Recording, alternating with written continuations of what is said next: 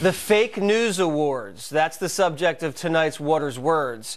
On Tuesday, President Trump tweeted, "I will be announcing the most dishonest and corrupt media awards of the year on Monday at 5 o'clock.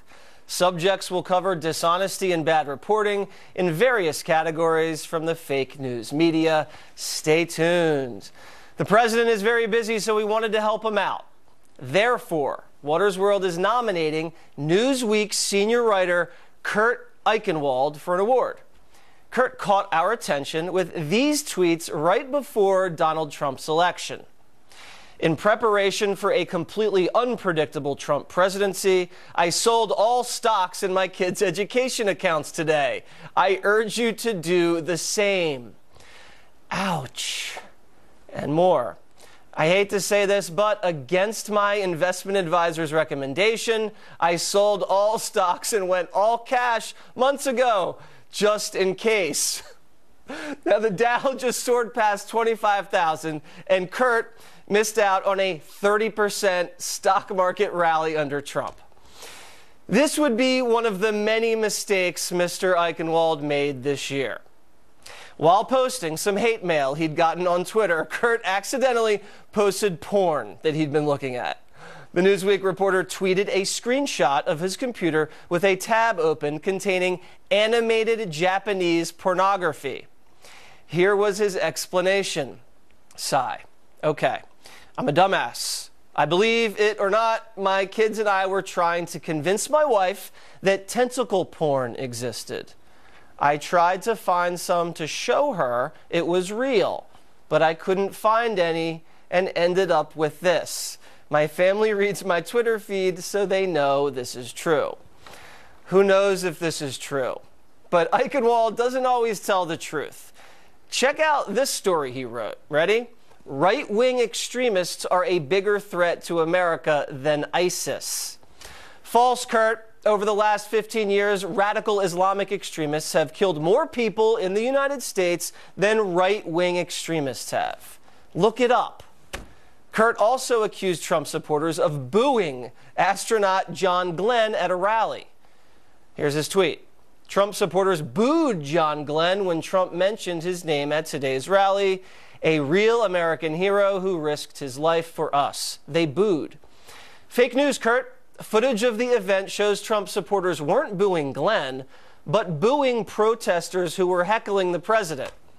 Kurt was forced to retract the tweet later, but it had already been retweeted 4,000 times. That's literally how fake news spreads. Eichenwald himself went viral after he claimed Donald Trump was institutionalized at a loony bin years ago without any proof. Tucker Carlson challenged Eichenwald to back it up, and sadly, he could not. You said he was in a mental hospital in 1990. Was he or wasn't he? It's a really simple question. I'm asking you to finish. Please answer the question. If you don't like the answer, don't have guests. But I would really like to answer your question. It's a simple question. Was he in a mental hospital, as you claimed, or wasn't he? Tucker, would you like me to answer the question or not? If the answer is no, say so. Was he in a mental hospital in 1990, as you alleged, or was he not? Let me answer the question. Go ahead. Look, you're not fooling anybody. You're trying to stop me from giving the answer. So let me give you the answer. This is a little nutty. I got to be honest. That actually went on for 9 minutes. 9 minutes. This so-called journalist crossed so many lines this year, it's so hard to count. But here are two very egregious examples. You ready for this? Here's a tweet. Again, I rarely curse on this feed, but Kellyanne Conway now telling critics to be careful with what they say. F you, Kelly. This is America. Wow. And this one. Nobody tell me how to feel, knowing if I lose my insurance, I'm dead. I want the GOPers who support this to feel the pain in their own families as ones with pre-existing condition. I hope every GOPer who voted for Trump Care sees a family member get long-term condition, lose insurance, and die. F you and die. That's how a well-educated mainstream media reporter talks to Republicans. Now, Kurt likes to think of himself as well-educated, but continues to get humiliated by experts online. Here is Eichenwald pretending to be a political scientist. Quote, "Rage does not work as political opposition, moral high ground, peaceful engagement, asking respectful questions of opponents, these work." Do they really? The claim elicited this response. As a historian, I would like to say, this is terrible advice. My evidence is all of history. And here's Eichenwald claiming he predicted Hurricane Irma. Ready? "I'm not a scientist. I used a climate change equation and using sea surface temperatures, predicted Irma intensity, growth, and timing. 100% correct." Ready? Here's meteorologist Ryan Mao. He disagrees. "I am a hurricane scientist, and this is BS. That's all." So between the dishonest reporting, embarrassing takes, and sloppy analysis, it is my honor to nominate Newsweek writer Kurt Eichenwald for the Fake News Award. Joining me now with reaction, media reporter and columnist for The Hill, Joe Concha. You think he's going to win? In like secretariat proportions, 23 lengths. After you laid that out that way, could we just, I'll give it my time right now. Let's play the other 9 minutes with Tucker Carlson. I know, wasn't that fascinating? It was fascinating. He would not give a direct answer. Because he couldn't, Jesse. Because he couldn't. Because he had no proof. But to say that the president, or before he was president, was institutionalized and to have no documentation, and you're a reporter at Newsweek, wouldn't you think he'd be fired from Newsweek just for that? Forget all the other FU stuff he's saying online and the porn. He's also an MSNBC contributor, also writes for Vanity Fair. All of those publications have to rethink this. But that is a microcosm of our media. Yeah. Whenever they make mistakes, even in front of 3-4 million people on Tucker Carlson's show, he couldn't show any contrition and say, you know what, I got that wrong. I'm sorry. No. Give me another shot. No, so and Tucker asked it about a dozen times. Now, highest defiance is the only term I could come up with. Would you like to nominate anybody for the awards? You know, this is a smaller example, but I think it's indicative of what we saw in 2017, which you brought up during your thoughts, and that is journalists or pundits playing doctors. Yes. Right? My wife's a doctor. She went to school for a long time to become a doctor. Right. And Steve Schmidt was on MSNBC. Steve Schmidt was the campaign manager for John McCain in 2008, was on MSNBC last month.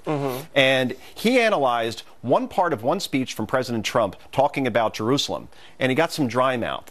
And he began to, I wouldn't say slur his words, but when you get dry mouth, you sound a little funny, right? And he automatically jumped to the conclusion that the president was suffering from a physical impairment, that he had to get it checked out right away, and he had no proof of that. And he said, you know, the president needs to go to the VA and get checked out. And it turns out he's going there next week. Yeah, maybe he should go to the same mental institution that Kurt said he went to. So stop playing doctor if you're a pundit from afar when you haven't analyzed your patient. Listen to these reporters. Now, I want to play a montage for you. This is just from 2 days this week. Listen to the questions that Sarah Huckabee Sanders is getting asked. Go.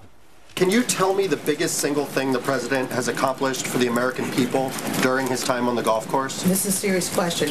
Is the president now blocking Steve Bannon from calling his cell phone? Did the president's son, Donald Trump Jr., commit treason? That is a ridiculous accusation, and one that I'm pretty sure we've addressed many times from here before.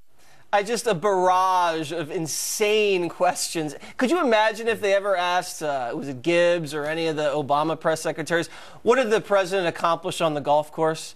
I mean, that reporter would be run out of the room for daring to ask a question like that. There was a great poll, it was Pew, or poll analysis they did of coverage of President Trump, and they found that 74% concentrates on President Trump's character, and only 26% on policy.